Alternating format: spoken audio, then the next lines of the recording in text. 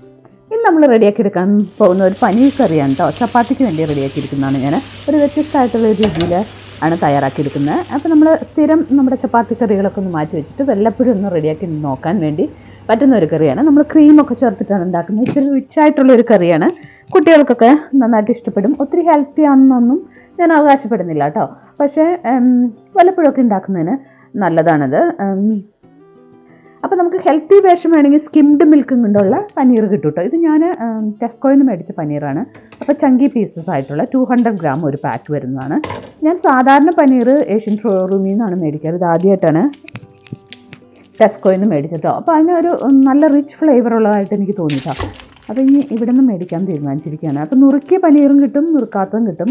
നുറുക്കിയതും കൊണ്ട് നമ്മൾ കറിയൊക്കെ റെഡിയാക്കി എടുക്കുന്നതിനേക്കാളും എനിക്ക് ഇഷ്ടമായിട്ടുള്ള ഇങ്ങനെ തിക്ക് പീസസ് ആയിട്ടുള്ളത് മുറിച്ചിട്ട് മാറിനേറ്റൊക്കെ ചെയ്ത് റെഡിയാക്കി എടുക്കുന്നതാണ്. ഞാനിപ്പോൾ ഈ 200 ഗ്രാമിൻ്റെ പാക്കറ്റ് 3 പാക്കറ്റ് എടുത്തിട്ടുണ്ട് കേട്ടോ. അപ്പോൾ എല്ലാവർക്കും GN വ്ളോഗിലേക്ക് സ്വാഗതം. Thank you for watching GN vlogs. അപ്പോൾ നമുക്ക് പെട്ടെന്ന് തന്നെ എങ്ങനെയാണ് നമ്മുടെ പനീർ കറി റെഡിയാക്കി എടുക്കണമെന്ന് നോക്കാം. അപ്പോൾ 3 പാക്കറ്റ് ഞാൻ അൺബോക്സ് ചെയ്ത് ചെറിയ പീസസായിട്ട് നുറുക്കി മാറ്റാം. ഞാനത് അല്പം നേരം ഒന്ന് മാരിനേറ്റ് ചെയ്ത് വെച്ചിട്ടാണ് കേട്ടോ ചെയ്യുന്നത്. അപ്പോൾ ചെറിയ ചെറിയ പീസായിട്ട് നുറുക്കിയെടുത്ത് മാരിനേറ്റ് ചെയ്യാതെയും ചെയ്യാം, ഷാലോ ഫ്രൈ ചെയ്യാതെയും ചെയ്യാം. അപ്പോൾ അതൊക്കെ ചെയ്യുമ്പോൾ ഇച്ചിരി സ്റ്റെപ്പുകൾ കൂടുന്നതനുസരിച്ച് നമ്മുടെ ടേസ്റ്റും വ്യത്യാസം വരും. ബട്ടറിലാണ് ഞാനത് റെഡിയാക്കി എടുക്കുന്നത്. അപ്പോൾ അതനുസരിച്ച് ഞാൻ പറഞ്ഞ പോലെ ടേസ്റ്റിനും വ്യത്യാസം വരും കേട്ടോ. അപ്പോൾ ഈ 3 പാക്കറ്റ് ഞാനൊന്ന് നുറുക്കി മാറ്റും ആദ്യം. അപ്പം നമ്മൾ ചപ്പാത്തിക്കൊക്കെ ഈ ഡിന്നറിലേക്കാണ് ഞാൻ റെഡിയാക്കി എടുക്കുന്നത്. അപ്പോൾ ഒരു മോർണിംഗ് ബ്രേക്ക്ഫാസ്റ്റ് ഒക്കെ കഴിഞ്ഞൊരു 10 o'clock ഞാൻ മാരിനേറ്റ് ചെയ്ത് വെക്കും. അറ്റ്ലീസ്റ്റ് ഒരു 30 minutes മാരിനേറ്റ് ചെയ്ത് വെക്കുകയാണെങ്കിൽ അത്രയും ടേസ്റ്റ് ഉണ്ടാവും കേട്ടോ ഫ്രൈ ചെയ്തെടുക്കുമ്പോൾ. അപ്പോൾ സിമ്പിൾ മാരിനേഷനാണ് ചെയ്യുന്നത്. അപ്പോൾ അത് ടോട്ടൽ 600 ഗ്രാം പനീറുണ്ട്. അതൊന്ന് നുറുക്കി മാറ്റാം നമുക്ക്. ഞാനിവിടെ ഒരു ബോൾ എടുത്ത് വെച്ചിട്ടുണ്ട്.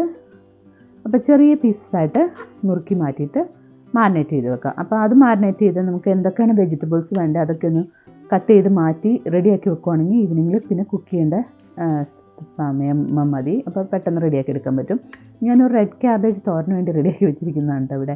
പിന്നെ ഞാൻ ഇതിനകത്തേക്ക് ഒരു വലിയ ഓനിയൻ ചേർക്കുന്നുണ്ട്. സവാളയുടെ ഒരു ഹാഫ് പോർഷൻ നമ്മൾ ഷാലോ ഫ്രൈ ചെയ്ത് മാറ്റണം പനീറിൻ്റെ ഒപ്പം തന്നെ. പിന്നെ 2 പെപ്പർ കൊടുക്കുന്നുണ്ട് കേട്ടോ. ഒരു ഗ്രീൻ കളറിലുള്ളതും ഒരു റെഡ് കളറുള്ളതും. അപ്പോൾ പെപ്പറൊക്കെ ഇട്ടിട്ടാണ് ഞാൻ ഈ പനീർ റെസിപ്പി റെഡിയാക്കി എടുക്കുന്നത്. അപ്പോൾ ചപ്പാത്തിക്കും പൂരിക്കോ നാനിനോ ഒക്കെ പറ്റുന്നതാണ്. ഊണിനും നല്ലതാണ്.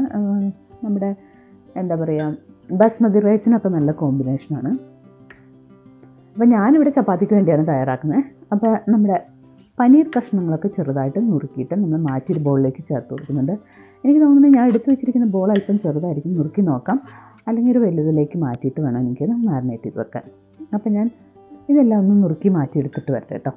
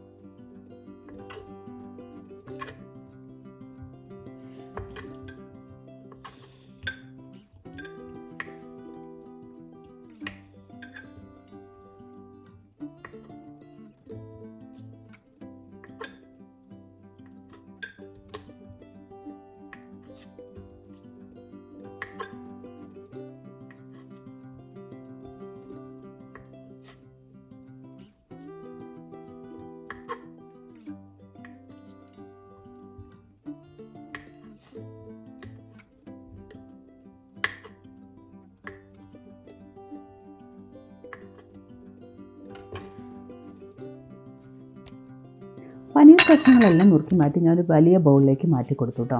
കാരണം അത് ചെറുതായിരുന്നു.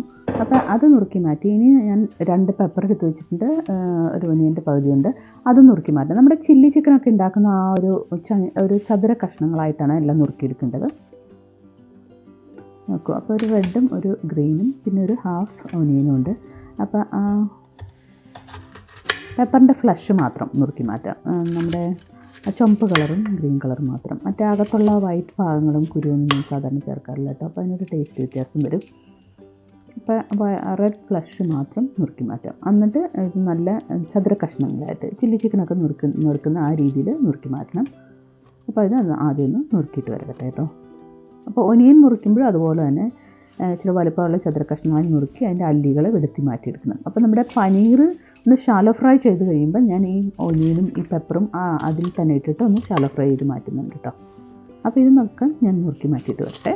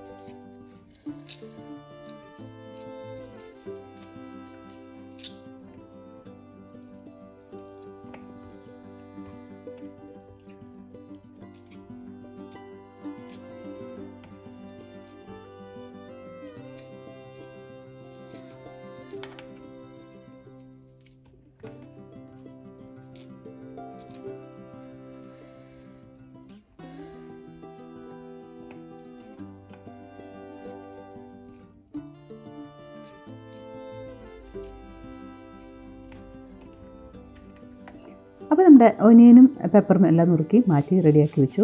അപ്പോൾ നമ്മുടെ മാരിനേഷന് വേണ്ടി ആവശ്യത്തിന് ഉപ്പ് ചേർത്ത് കൊടുക്കാം.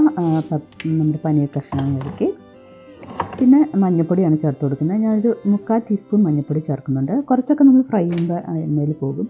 പിന്നെ 1 ടീസ്പൂൺ കാശ്മീരി ചില്ലി, എല്ലാം കൂടെ ഒന്ന് ജസ്റ്റ് സിമ്പിൾ മാരിനേഷൻ ഒന്ന് കൂടി വയ്ക്കുക. ആകാത്ത പാങ്ങളിലേക്ക് കയ്യിലൊക്കെ ഒന്ന് തിരുമ്മി യോജിപ്പിച്ച് റെസ്റ്റ് ചെയ്യാൻ വെക്കാം. ഇനി നമുക്ക് കുക്കിംഗ് ടൈമിൻ്റെ ആവശ്യമേ ഉള്ളൂ. അപ്പോൾ ഞാൻ മാരിനേഷൻ ഒക്കെ റെഡിയാക്കി വെച്ചിട്ട് രാവിലെ ചെയ്തതായിരുന്നു. അപ്പോൾ നമ്മൾ ചപ്പാത്തിയൊക്കെ റെഡിയാക്കി പാൻ ചൂടായപ്പോൾ അതിനകത്ത് ഒരു 100 ഗ്രാം ബട്ടർ ചേർത്ത് കൊടുത്തു. ബട്ടർ വേണമെന്നില്ല, നമുക്ക് ഹെൽത്ത് റേഷൻ ഇച്ചിരി ഒലിവ് ഓയിലൊക്കെ ചെയ്തെടുക്കാം. കോക്കനട്ട് ഓയിൽ ചെയ്യരുത് കേട്ടോ. അപ്പോൾ ബട്ടർ ചൂടായി കഴിയുമ്പോൾ നമുക്ക് ഞാൻ ബട്ടറിലാണിത് ഷാലോ ഫ്രൈ ചെയ്തെടുക്കുന്നത്. റെഡിയാക്കി വെച്ചിരിക്കുന്ന പനീർ കഷ്ണങ്ങൾ ചേർത്ത് കൊടുത്ത് ഇപ്പോൾ കുറച്ച് നേരം മാരിനേറ്റ് ചെയ്തുകൊണ്ട് അതിനകത്ത് അല്പം വെള്ളമൊക്കെ കാണും. അപ്പോൾ ആ വെള്ളമൊക്കെ ഒന്ന് വറ്റി 2 സൈഡും മസാല ഫ്രൈ ഒരു 10 മിനിറ്റ്സ് അതിനുള്ള നമുക്ക് റെഡിയാക്കി കിട്ടും. ഒരുപാടങ്ങ് ഡീപ് ഫ്രൈ ചെയ്ത് കേട്ടോ. അപ്പോൾ പനീറിൻ്റെ സോഫ്റ്റ്നെസ്സൊക്കെ പോകും. അപ്പോൾ ബട്ടർ കിടന്ന് നമ്മുടെ പനീർ കഷ്ണങ്ങളൊക്കെ ഒന്ന് തിരിച്ചും മറിച്ചിട്ട് നമുക്കൊന്ന് ഫ്രൈ ചെയ്തെടുക്കാം.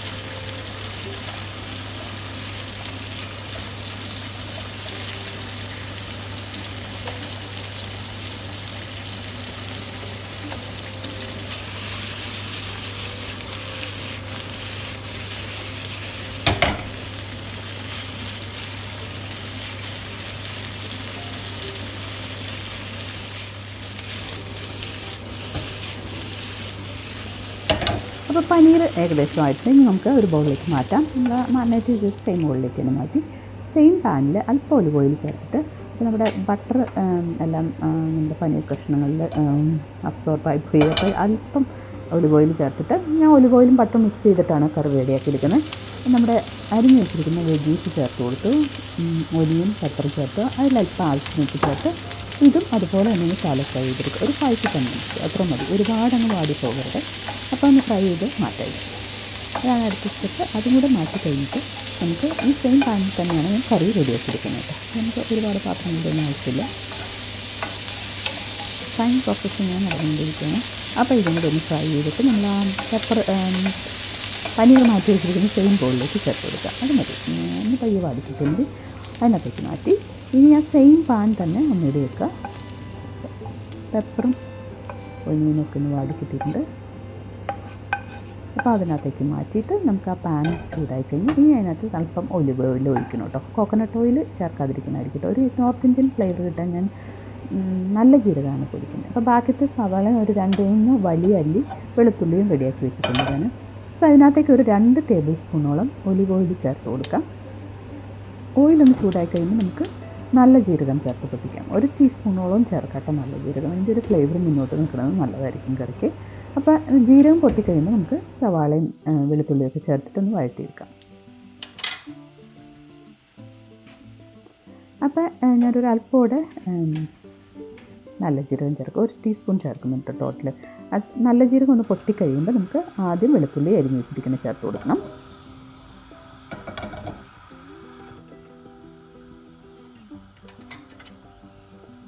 വെളുത്തുള്ളി ചേർക്കാം. ആദ്യം ആ ഫ്ലേവറൊക്കെ ഒന്ന് ഇറങ്ങിക്കഴിയുമ്പോൾ ഞാൻ അല്പം നല്ല ജീരകം കൂടെ ചേർത്ത് കേട്ടോ. ഫ്ലേവറൊക്കെ ഒന്ന് ഇറങ്ങിക്കഴിയുമ്പം നമുക്ക് ബാക്കിയുള്ള ഒനിയനും കൂടെ ചേർത്തിട്ടൊന്ന് ഫ്രൈ ചെയ്തെടുക്കണം. ഒരു golden colour, light golden colour വരെ ഫ്രൈ ചെയ്തെടുക്കണം. അപ്പോൾ വെളുത്തുള്ളി ചേർത്തു. വെളുത്തുള്ളി ഒന്ന് പയ്യെ വാടിക്കഴിയുമ്പോൾ നമുക്ക് സവാള ചേർക്കാം.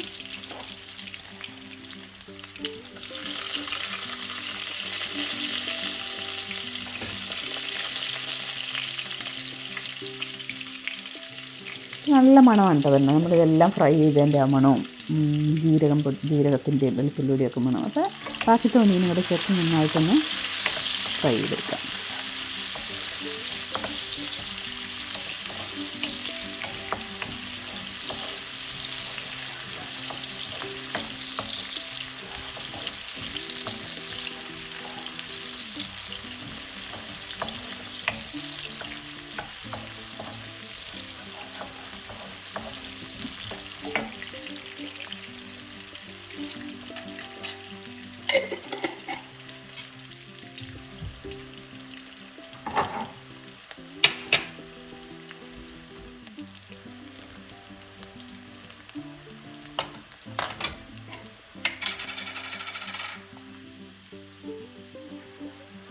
അപ്പം സവാള വാടിക്കഴിഞ്ഞപ്പോൾ അതിനകത്തൊരു 1/4 ടീസ്പൂൺ മഞ്ഞൾപ്പൊടി ചേർത്തു. ഒനിയനും ഇതിന് ചേരാൻ മാത്രം, നമ്മൾ പനീറിൽ മാരിനേഷൻ ചെയ്തതായിരുന്നു എങ്കിൽ തന്നെ. പിന്നെ ഒരു 3/4 ടീസ്പൂൺ കാശ്മീരി ചില്ലി ചേർത്തു, കുമിച്ചിട്ടാണ് ചേർത്തത്. പിന്നെ അതിനകത്തൊക്കെ ഒരല്പം മല്ലിയും കുമിച്ചിട്ട് 1/2 ടീസ്പൂൺ ചേർത്തു. ഇനി ഈ പൊടികളും കൂടെ ഒന്ന് സോട്ടായി വരണം. പൊടികളൊന്നും പച്ചക്കുത്തൊക്കെ മാറിക്കഴിയുമ്പോൾ നമ്മൾ ശാലോ ഫ്രൈ ചെയ്ത് വെച്ചിരിക്കുന്ന എല്ലാം ഇതിനകത്തേക്ക് ചേർത്ത് മിക്സ് ചെയ്യുക. ഒരു 5 മിനിറ്റ് അങ്ങനെ ഒന്ന് ഇളക്കി കൊടുക്കണം. പൊടിയുടെ പച്ചക്കുത്തൊക്കെ ഒന്ന് മാറി വന്നിട്ടുണ്ട്. അപ്പോൾ നമുക്ക് റെഡിയാക്കി വെച്ചിരിക്കുന്ന പനീറും വെജീസും ഒക്കെ ഇതിനകത്തേക്ക് ചേർത്ത് കൊടുക്കാം. ഇനി ഈ മസാലയിൽ കിടന്നിരുന്ന് കൂടി ഒഴിച്ച് വരണം. ബാക്കിയുള്ള ഗ്രേവി എല്ലാം കൂടെ കൂടി പാനിലേക്ക് ചേർക്കാം.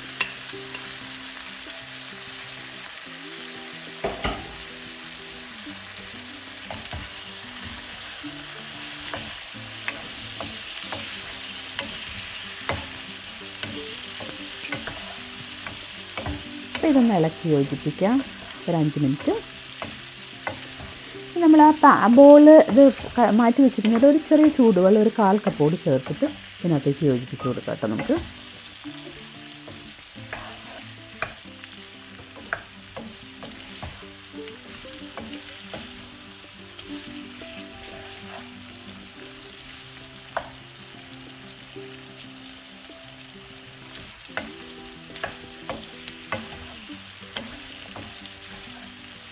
പിന്നെ ഇളക്കി യോജിപ്പിക്കുക. ഇനി അതിനകത്തേക്ക് ഒരു ടൊമാറ്റോ, ഒരു വലിയ നന്നായിട്ട് പഴുത്ത ടൊമാറ്റോ ചെറുതായിട്ട് അരിഞ്ഞിട്ട് ചേർക്കാം വെള്ളം ചേർക്കുന്നതിന് മുമ്പ്. അതും കൂടി ഒന്ന് വഴണ്ട് കിട്ടി ഒരു ഒരു പുളിരസവും കൂടെ നമ്മുടെ പനീറിലേക്ക് ചേർന്ന് വരും. എന്നിട്ട് വേണം വെള്ളം ചേർക്കാൻ. അപ്പോൾ അതൊന്ന് വാടി വന്നോട്ടെ.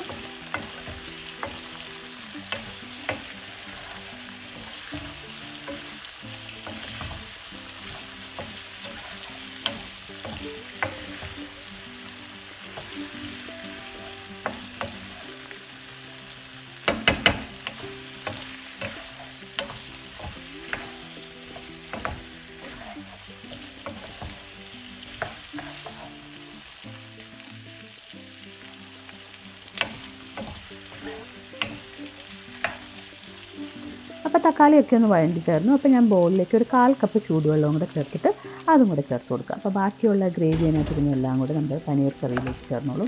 ഇനി ഒരു 5 മിനിറ്റ് കുക്ക് ചെയ്തെടുക്കണം. ഇത് 5-10 മിനിറ്റ് കുക്ക് ചെയ്യാം. പനീർ ഒന്നുകൂടെ ഒന്ന് കുക്കായി വന്നിട്ട് ഇച്ചിരി കൂടെ ഒന്ന് സോഫ്റ്റായി കിട്ടും. അപ്പം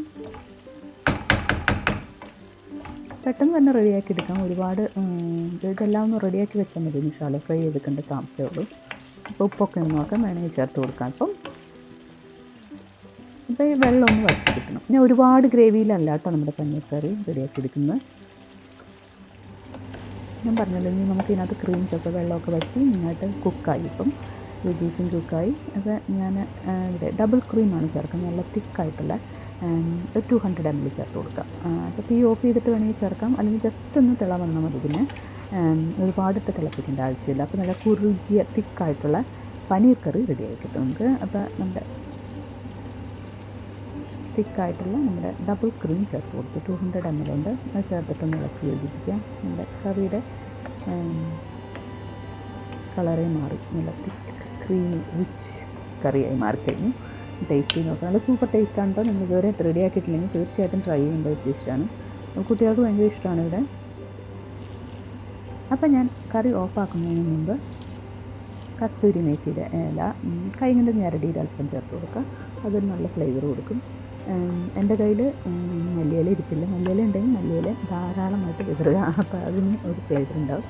അതൊന്നും ഇല്ലാത്തതുകൊണ്ട് ഞാൻ കോംപ്രമൈസ് ചെയ്ത് ഇത് നല്ല ടേസ്റ്റ് ഉണ്ടല്ലെങ്കിൽ തന്നെ കേട്ടോ. അപ്പോൾ ഞാൻ ചപ്പാത്തി കഴിക്കും കേട്ടോ ഡിന്നറിന്. അപ്പോൾ നിങ്ങളും തയ്യാറാക്കി നോക്കിയിട്ട് ഇഷ്ടപ്പെട്ടിട്ടുണ്ടെങ്കിൽ ലൈക്ക് ചെയ്യാനും ഷെയർ ചെയ്യാനൊന്നും മറന്നുപോലെ. Thank you for watching GME Vlogs. By.